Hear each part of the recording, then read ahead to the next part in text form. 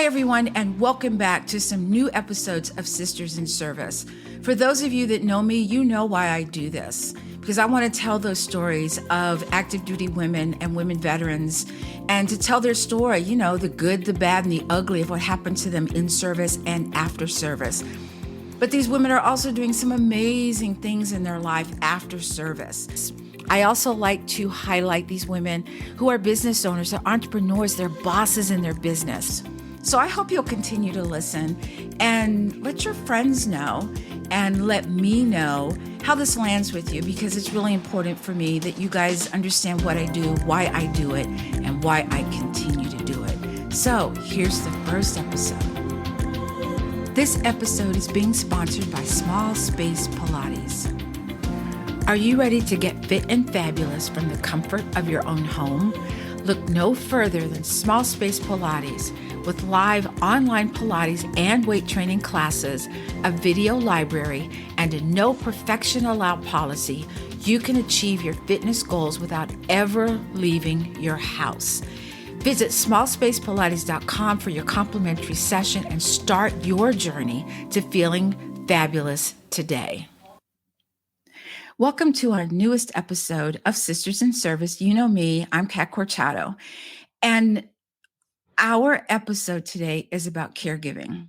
Everyone in some form or fashion knows someone who's a caregiver or has a friend who is a caregiver, or maybe even an associate, someone they work with.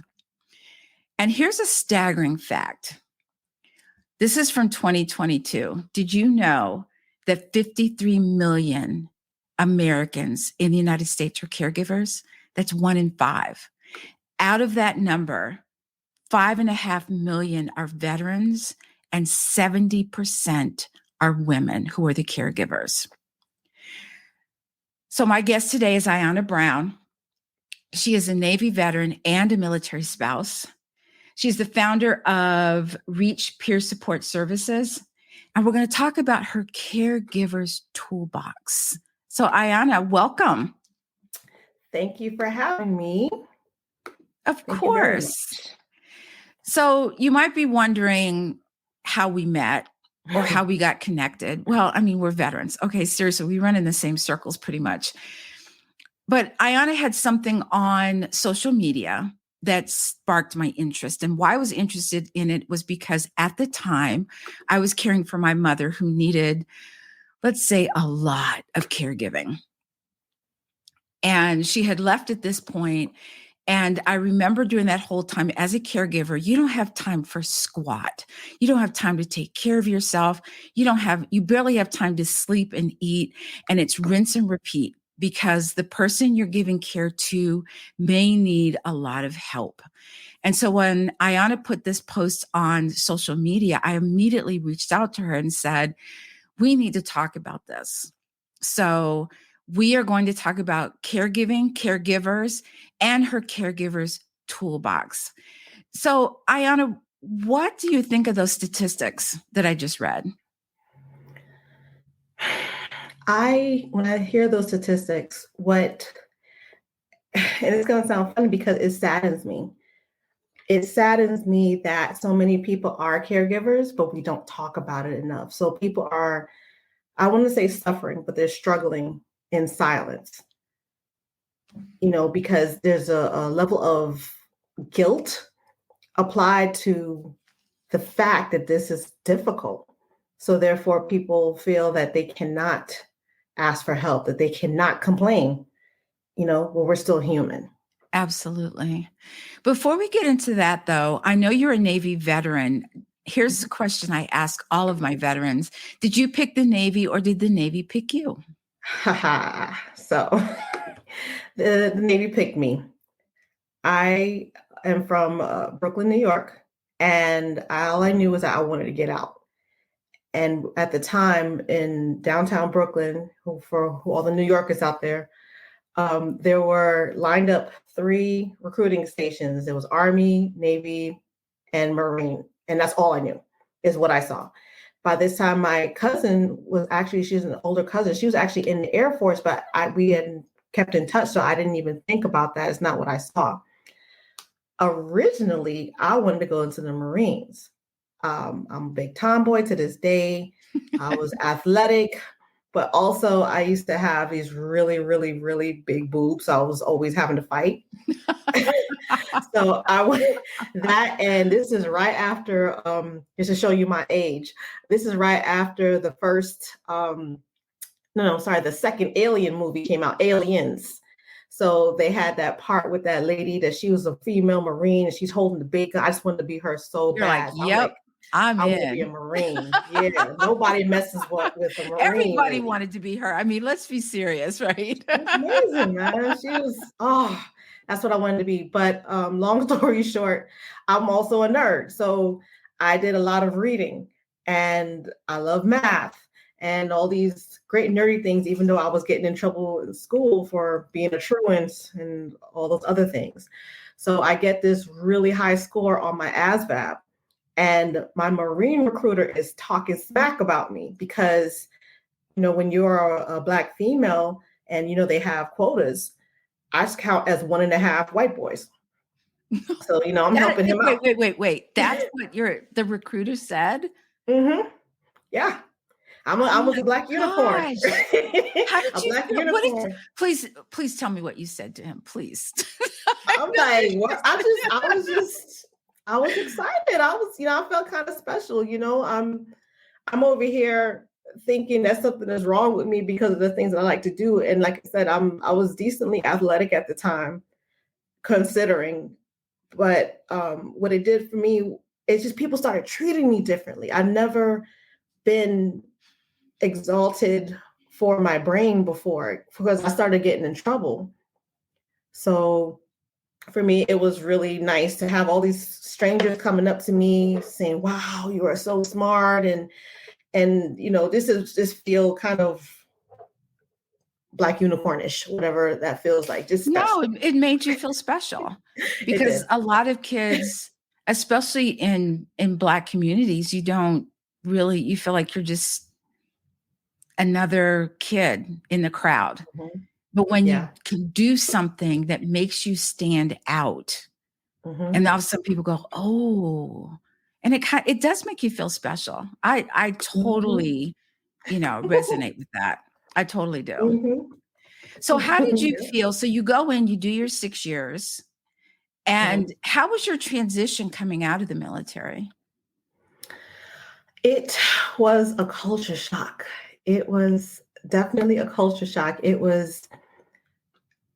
I knew I wanted to get out, just because I had some issues that in other avenues I do talk about some of those experiences. I knew I wanted to get out. At this time, I'm a single mom.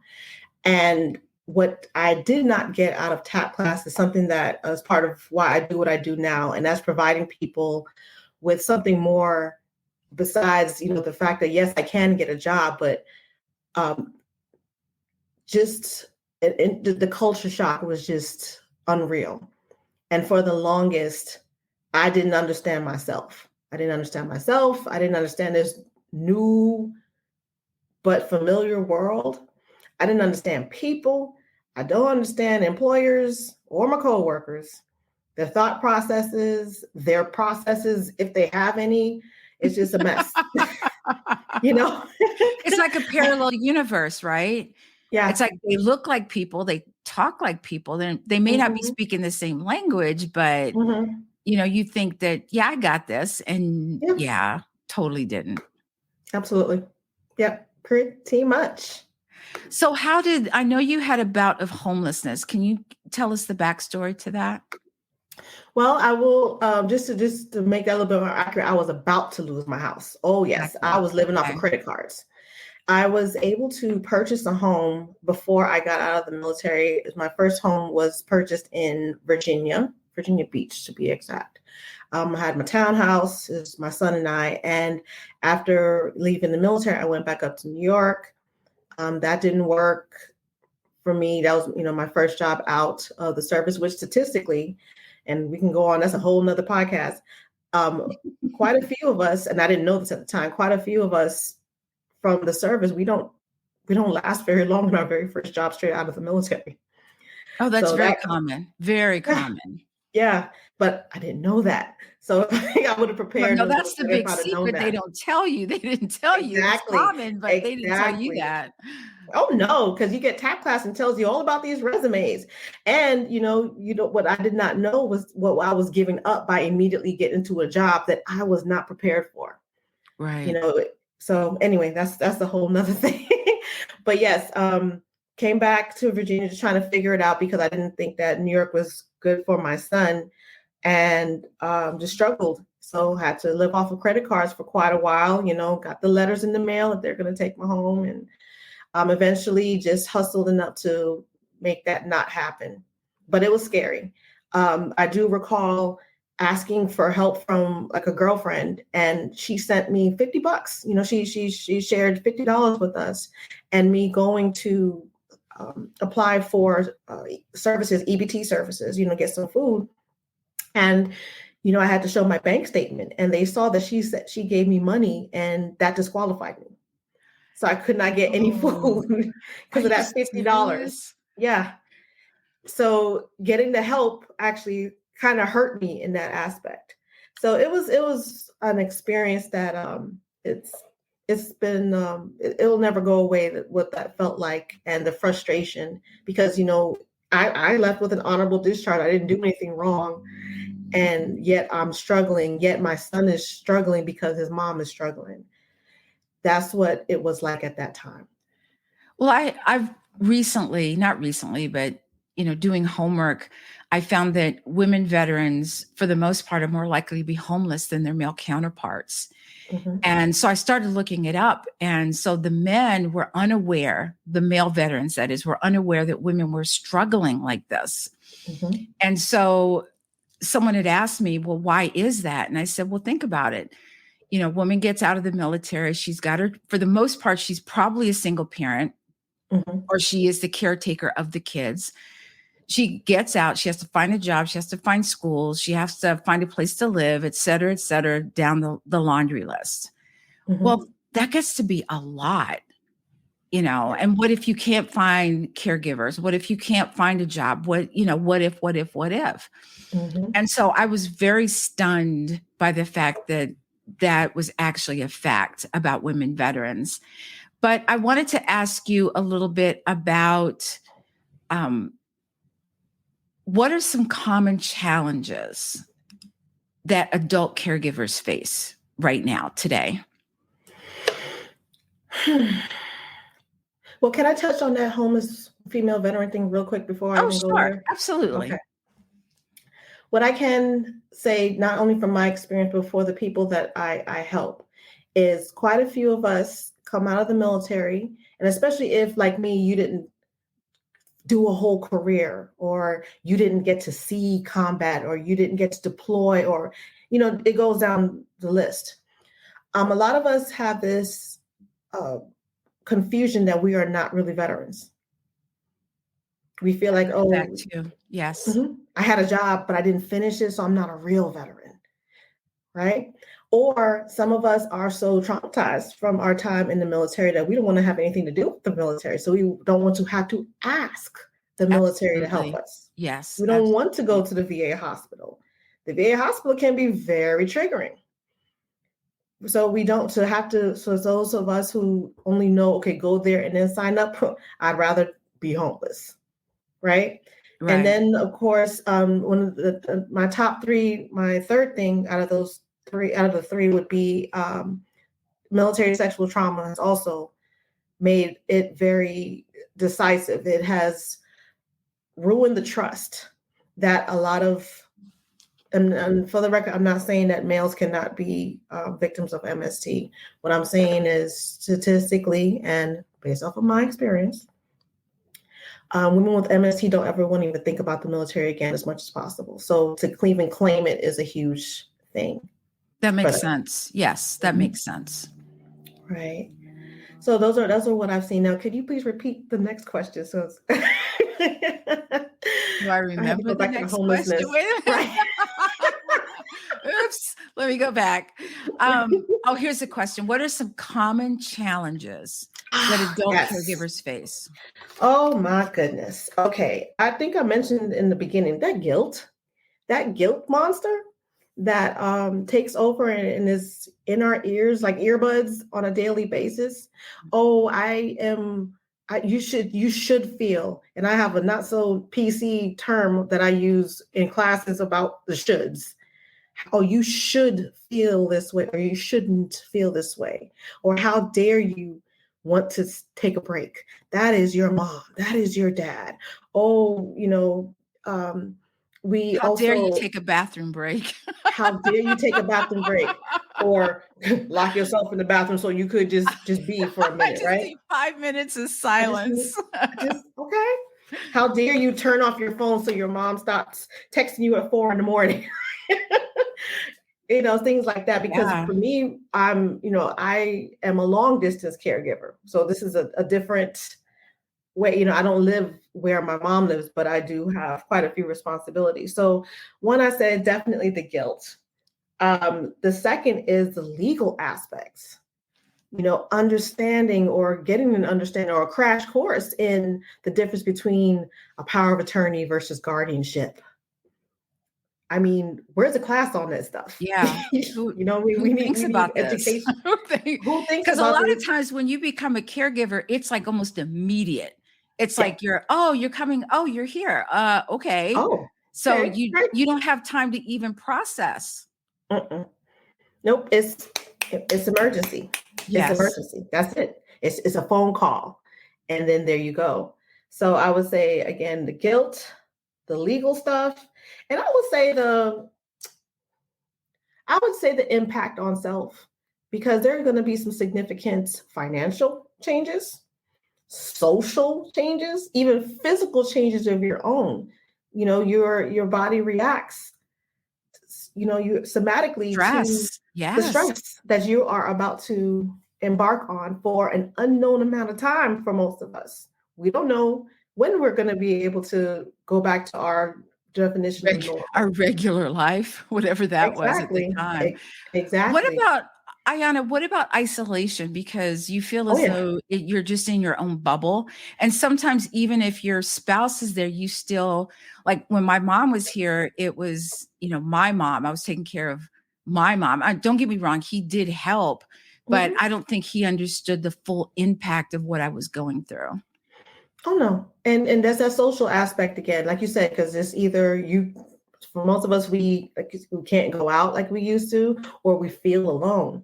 So that isolation comes from a lack of understanding. And like you said, your husband specifically does not have the relationship or didn't grow up with this person. So your relationship is going to be very different. Your expectations are going to be different. You're going to remember them being able to do X, Y, Z.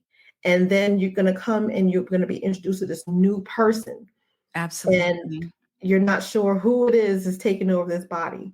Sometimes I refer to it as, or I bring up The Walking Dead, for all those of us who watch stuff like that or read into it. Especially depending on in this case, we're talking about being a caregiver of a senior or an elder. Depending on what the diagnosis is, like for instance, let's talk about Alzheimer's. Whew, that may not be your mom anymore. Yeah, That person in that body may not be mommy anymore. exactly. Sounds like mommy, does Looks like not talk mommy. like mommy, looks like mommy. And even then that could change too, because my That could mom is change, yeah. unrecognizable right now. Like when I went to visit my mom at the hospital, and I was looking and I was just confused. Or, I would see her on FaceTime and I was just like, what is happening right now? It's a shock. Yeah, it's a rude awakening because I remember, when my dad was still alive and you're going through life and you forget that your parents are aging while you're aging. And I remember Mhm. going home to see my parents one day and I thought, "Oh my gosh, they're old." Like you Mhm. forget, you remember your parents as a child and Right. and it doesn't resonate with you until you see it and go, "Oh my gosh, they're getting older Mhm. too." Yeah, And absolutely. that's a rude awakening. So, Ayana, it brings up this question. Why is caregiving such a big deal now? Not that it's a big deal, but is it because society is just catching up to what's happening? Has this been happening all along, or is it because our parents, people are living longer, so now they need, I mean, what is it? Can you explain that part of it? Or is it all of the above? I think it's all of the above. I think COVID kind of put a microscope over it because of this, the sandwich generation factor now. One of the reasons why, I'm in San Antonio, Texas. My husband and I decided to move here because we were able to, at the time, afford to build a home. So we built a next gen home. So it has an adjoining apartment with its own garage and its own kitchen area, because we had in mind, we were just burying my father-in-law, that we like, you know what, we are two of the most responsible people in both of our families. This is going to be a reality for us. Let's just be prepared. Yes. So you do have the sandwich generation. And then of course, just financially, I'm actually shocked to be an empty nester the way prices are right now. You know what I mean? It is I so totally agree with difficult. you. I'm like, I couldn't afford kids right now if I wanted. Yeah, I'm over here like, crazy. society, y'all messing up my empty nest time. What are you doing? That is too much for me to, they're complaining. I'm complaining because I want my freedom. Wait a minute, Right. Absolutely. Like, oh my gosh. So, you have all that. And to me, the finances are a huge thing. My mom still lives in Brownsville, Brooklyn, which is getting regentrified. So what that means is you have a person like her who does have an income, and she actually retired. So she has this income that in this box, this is what you're going to get for the rest of your life. But the issue is the property taxes are changing now. Yes. Because, here we are gentrifying again, right? So if you're not preparing actively, which most of our parents are not, they did the best they could with the information that they had, with the responsibilities that they had. Okay, am I able to save $500? I'm going to save $5. It's just who can predict this, right? Right. Who can predict this? Absolutely. So yeah, that finances, and of course, who can predict health? I mean, we were talking about, I mentioned Alzheimer's, or my mom, she has cancer, my dad has cancer. It could be a car accident. It could be, somebody was in a pool. It could be anything. You could have a bad reaction to medication from a surgery, or, I mean, it could just happen to anyone at any time. So Ayana, can we talk just a minute about, you had talked about long distance caregiving, and some people listening might think that long distance caregiving is easier than the actuality of having the person you're giving care to close by you. I think it's hard. It's just hard in a different way. What do you think? Oh yeah, it's definitely hard in a different way. The guilt monster, she lives in my left ear. Yes. She has perched herself right there. Oh, you should move. You should pack up and just move over there. So for me as a long distance caregiver, first of all, my mom has 3 kids. I'm the eldest. We all have different personalities and different strengths. My strengths are the business side of things. I am the document person. I'm the writer. I'm the, let's keep this together.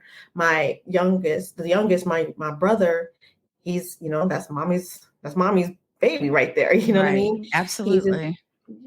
He's this big, strong man who can literally physically even lift her. And that's what he actually has to do sometimes. Also, he lives in New York, but not close. This man, and shout out to my brother, David. I love you so much. I'm so grateful for you and proud of you. This man travels almost 4 hours a day to go see my mom, because just because you live in New York and you take a train, you still live that far. So, imagine if he drove. It takes him almost 2 hours to go to her every day. That's and crazy. He does it. The irony is, I'm like, technically, depending on my flight, I could almost beat him there. Sometimes that's how bad it is. That's right? Crazy too, right? Yeah. But, like I said, he's the youngest and his experiences are different than mine. I have been a homeowner for years. I have owned business. I have I understand insurance. I'm also the only veteran in the family. So my strengths are still needed. I just deal with them differently. So when I do come, I'm also very, very organized with what I do. And not to say that he isn't and he's not trying, but what I can tell you, Kat, is my little brother is one of the most stressed individuals I've ever seen in my life. Like, I'm scared for him. We already have trauma that we try to avoid by not going to Brooklyn. And now he has no choice. So, Kat, I don't know if you've ever seen any of the videos that I do talk about, because I do spread information about mental health, but I also talk about this device called the Alpha Stim quite a bit. And what I love about it is, and it's something that is veterans, disabled veterans are eligible to get it for free. But in a long story short, what it does, it helps calm you. And so a lot of the people that I run into, I tell them, hey, go get it. It's a great alternative to medication. You can just add it to your repertoire.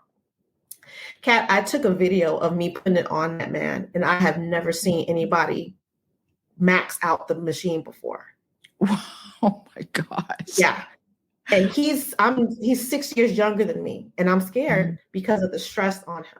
Yes. I'm scared of the isolation. He doesn't get to see his girlfriend as much. He's always, and then it's one phone call, he has to get right back and turn around. Right. I try to come there and just say, okay, cool. Don't even call here for about 2 weeks. I'll, go. But he can't even let go because he feels that, I have to be on top of it. Something's going to happen again. I'm like, yeah, it is. And don't worry about it for as long as I'm here. I think also that it affects the whole family mentally. Like their whole, even though you might not physically be there, but you're mentally, part of your brain is still, okay, what's happening with mom? What's she doing? Is she feeling okay? Well, what's going on? All the time. It's all the time. It's a constant. Yeah. Yeah. So Ayana, can you talk a little bit about how adult caregivers can balance their own needs with the needs of the person that they're caring for? Okay, so that is a great question. How can you balance your own needs? And one of the things that I try to reiterate is to give care to self-caregiver. Give care, right back at you, okay? So a couple of ways. For one, I'm going to need for you to stop trying to do this alone. Like that's if I wrote a prescription, stop doing this by yourself. Go get that filled. Enough. Exactly. Full stop. Stop it. Stop. You're not stronger for doing it. You're not taken away stop. You're taking care of another human. You're taking care of a kid who got rights. Okay. Yeah. My mama does some stuff. I'm like, if I just want to take your credit card away. Like, stop. It's okay. Yeah. It's exactly. Stop trying to do this alone. Find a support group. Google support groups. Here's my email address. Email me if I can help you find something in your area. I put on my blog today, I was coming on here and I put a support, and I'll share the website that I watched this podcast on. It was on LinkedIn, and it was about caregiver stuff. And it was great. Is that a caregiver has so many different faces. So in this podcast, we had one caregiver who was like a unicorn because her whole family were just perfect. They were just like, they just have it on lock, and mom goes here on this month. And I'm like, oh my goodness, y'all so beautiful. That's a Hallmark. Go ahead, Disney. Go ahead, Disney. My family was functional, baby. Go ahead, but that's beautiful. Movie coming to you soon. Okay, go ahead, Disney. I love it. And it was beautiful. I was like, wow, that is so nice. And then the other person on there, her name was Donita Brown. She was an only child, right? An only child doing this stuff. Well, she ended up becoming the CEO of Hey Caregiver, and she has something called the Binti Circle, and it's a support group for caregivers. Also, I highly, highly, highly recommend it because I signed up for this. I used to tell people about this, and I signed up for it once this happened. WellMed has a thing called Caregiver SOS. And these, anything that I talk about, I'm gonna make sure that there's a link to it so you can find it all on this stuff, all on one spot. Okay. So support groups that's a need, y'all. I don't care if you do an anonymous, I just called to complain. I love my mom and I she's just need getting to on my vent. nerves. I just need to vent. Vent. I tell you what part of my support group is. Shout out to Luna's boxing, baby, because your girl started boxing and I sure do take it out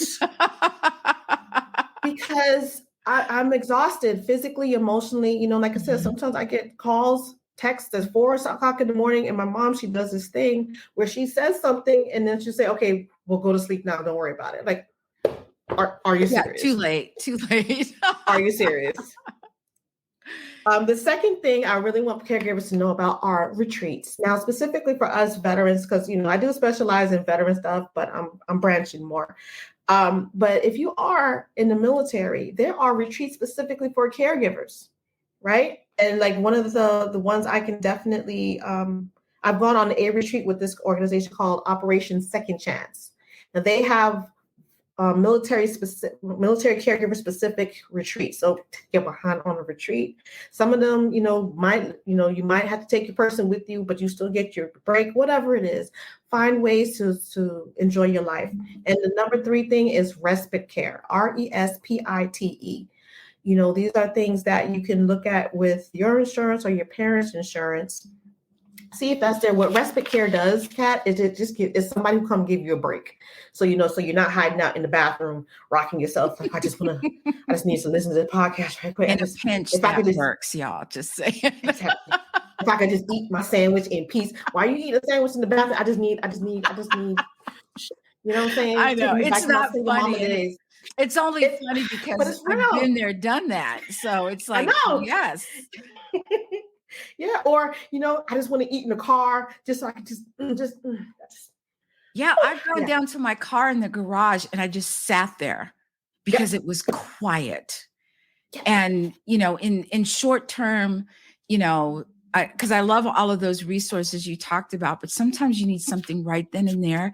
Breathe, y'all. Deep inhales, deep exhales. I'm serious. Okay. It works. Go outside, walk around your building, or just sit and be outside and notice what's, the weather. Well, now is probably not a good time, especially in Texas, but, being out there, just having that peace, even if it's 5 minutes and it's something you do, just get out there and find something that resonates. I can't even speak now. You understand. and keep doing it. Because you're going to need those 5 minutes added up, day to day, week to week. You're going to be glad that you took that time. So, Ayana, how can society better support and recognize the work of adult caregivers? How can they? Well, one way is for us as people, because here's the thing, we are all going to need this. Some people are like, oh, it's, I don't have. You're getting snap. Guess what? You just got older. Like a whole second just for me breathing. We're aging as we sit here. Aging as we speak. When I mentioned like, oh gosh, we need a class on this. That's the thing. We first of all, stop waiting for your employer to give you any help. They don't care. Let's just be real. They're not. Oh, let me take that back. Not most of them care, because guess what?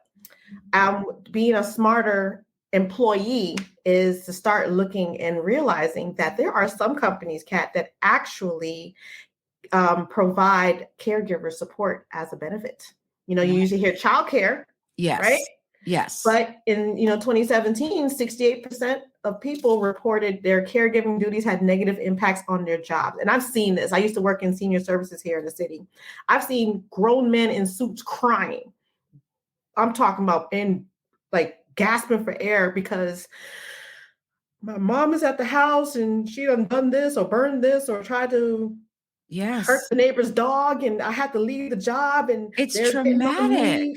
It is so traumatic. Yes. Right. So does your employer give you caregiver support? So, we're so busy getting taught to get a job and how to act on the job interview and what to say. No. How about you start asking them, look at here, what are you going to do for me? And that's this. And if not, it just also helps us to know, for one, as especially when we're coming out the military, for one, or just as people who are in school, what education do I need to be able to have the type of lifestyle that will let me continue to be a caregiver, period, and to live without all the stress. So a couple of employers that actually give you caregiver support, AARP, right? Shocking, but that's the whole point. Duh. Exactly. Look at their job duties and see if there's something there that you qualify for. Intel, Yes. Microsoft, Pfizer, and the University of Pittsburgh Medical Center. I say that because, I mean, I'm a business owner. As a business owner, or when you're talking to your EAPs, your employee assistance programs, tell them we need caregiver support. So that's one way. And of course, I mentioned the education part. So a lot of people don't know, especially here in San Antonio, we have some of the most amazing senior centers here. And at the senior centers, about depending on which one you go to, but at least monthly, somebody from Medicare will come and give a class. Show up. Ask all the questions. Lord knows if you call, good luck. So Right. while you are able to speak to a human being, Bend their ear. Learn the difference between Medicare and Medicaid, especially now as we are just getting thrown into this. So we know for ourselves, and so we can teach our kids, because this is all hieroglyphics. Yes. And then as we get older, or as my mom is getting older, now I'm dealing with some cognitive decline. So to ask her to make a decision, for me to ask her, hey, Mom, which Medicare are you on? She's in a hospital. She doesn't know. No. Yeah, she doesn't know. Yeah. Yeah. And then their memories going and everything else. And on that note, Ayana, I had this question. When does a caregiver know when it's time to get help? So like you were talking about, when their cognitive abilities have declined enough where it's dangerous for them and or their family who are caregiving for them. When does a caregiver know that maybe this is, how did we used to say in the military, above our pay grade, and they need help, whether it's someone coming in or maybe even putting whoever they're caregiving for into a facility that can better help them? Mm-hmm. The education piece is a huge part of that, Kat. And when I say education, I'm not talking about just when the doctor tells you. It's for us to be proactive with it. It's for us to start learning. Case in point, my aunt, she has dementia. So dementia, if you look it up, can be hereditary. So now that I started paying attention and understanding the signs, I'm noticing it in my dad. And when I look at even the way that my relationship with him has changed, now that makes sense. The way we interact has changed so dramatically. And I'm seeing that. And then also, to be very honest with you, now I had to think about that for myself. Because I'm like, okay, if this is in my family, it's a possibility this could happen with me too. So getting involved, finding the Alzheimer's Association has some amazing information and webinars. I mean, here in San Antonio, man, they have whole schools dedicated to aging care and memory care. They call it the Memory Cafe. Nice. Learning about this stuff, preferably in advance. Thinking about stuff, I think I'm a very preventative maintenance type of chick. I was a mechanic. Me too. Yeah, absolutely. Yeah, let's normalize it. The same way, understanding what if a community is a continuum of care community, meaning, or is your home a continuum of care home? Meaning, as you age, are you going to still be able to function in that home? My mom is in a 2-level home. That's not going to work. It's not going to work. Yeah. It's not going to work. Even like understanding even the doorknobs that help, or, are you paying attention to people who are caregiving and learning from them? Are hopefully building or trying to strengthen those relationships and the trust, so that, hey, Ma, I'm not trying to take away from you or not trying to do your independence, but maybe once in a while when I come and visit, could we look through your emails? Because there's been all this stuff about people stealing. And Mom, are you writing down your passwords and keeping them in a safe? Things like that. It's a constant communication and educating thing. I think it's really difficult too, because in my mom's case, my mother thinks that everything that's happened to her, well, my mom had it or my dad had it or, that type of thing. And I just refuse to get any of it. I just You do. know, I mean, it's that's, not saying I won't get it, but doing those preventative things that you talked about, Mhm, keeping my brain healthy, keeping my mind healthy, keeping my body healthy, doing those things. And I'm not saying that I'm not going to get it, but I'm trying to mhm. push it as far down the road as I possibly can because Same. I don't want to accept it. But I think the other thing too is our parents sometimes don't want to, they don't realize they're losing their cognition. They don't, Correct. my mom came and she swore up and down she brought her cane, and I kept telling, and she looked at me like I stole it from her, Mhm, mhm. and it's just really, it's difficult, y'all. I feel almost like we need a part two here, Ayana, because Oh, our yeah. time is almost up. But any last words for our caregivers before you go? Um, Learn how to, your responsibilities again, preventative, learning, like you said, finding those documents, knowing where they are, having those conversations, preferably early. For our parents, if you especially got stubborn parents, I got Caribbean parents, y'all, one from Jamaica, one from the Bahamas. Maybe sometimes they need to see what happens if they don't get the help, if they don't take the help, and get support so you can learn how to speak with them in a way that maybe like some kind of motivational interviewing. So it's a win-win. So they can still have their independence, but you can sleep at night. Knowing that they're okay. Mhm. Because and also learning about the laws in your state, making better decisions on where you move. For instance, had to learn the hard way. There's such thing as dual eligibility for Medicare and Medicaid. Just found that out. You Yeah, know, all those things. Learning. mind blown. Yeah, in New York, there's a law now for power of attorneys to deal with the banks because so many banks were causing so many issues for people to be Mhm. caregivers. You're going to have to get very educated and very proactive. Yeah. Well, we can't go yet because we have to talk about your Reach Peer Support Services. Talk about that because that's your Oh, baby right there.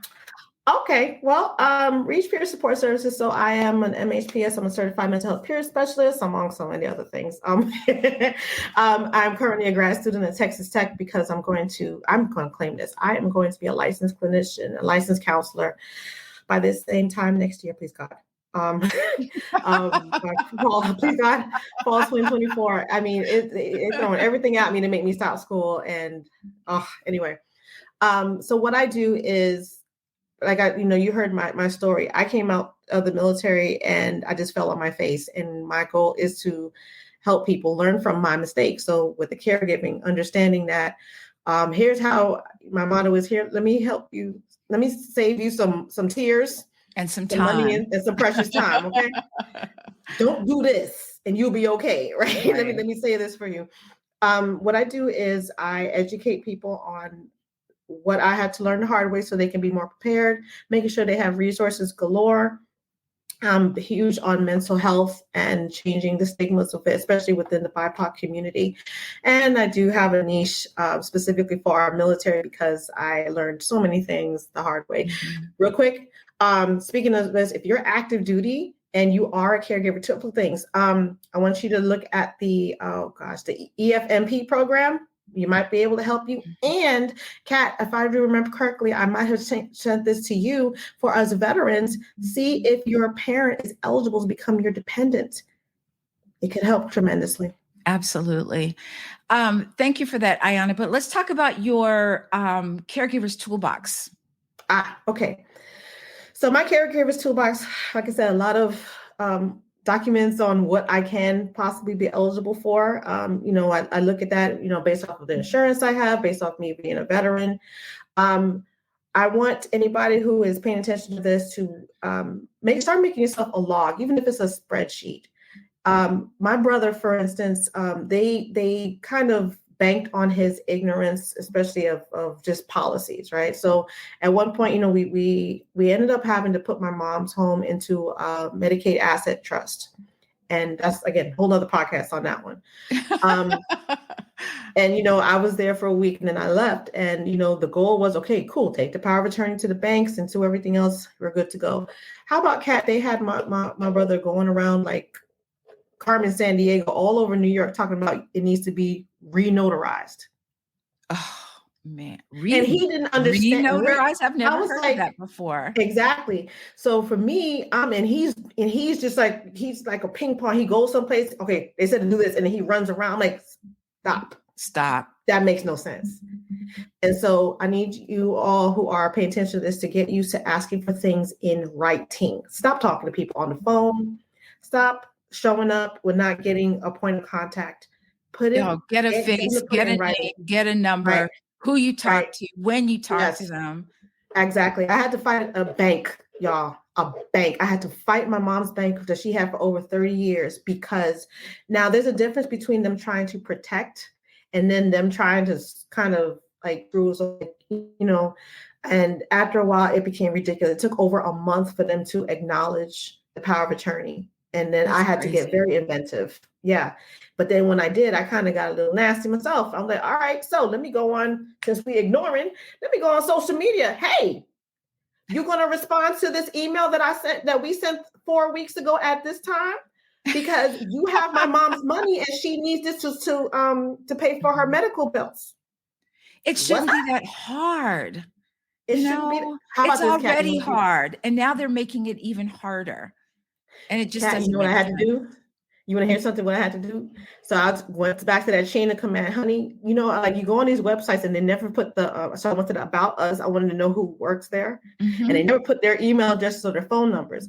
Honey, I hunted them down on LinkedIn, on Facebook, everywhere, and I was copying and pasting. I contacted every person who was supposed to be, every politician of that was affiliated with my mom's zip code, and I copied and pasted. I was like, one of y'all gonna respond. Somebody's gonna respond. You know why? Because now it's in writing when I sent the request for help.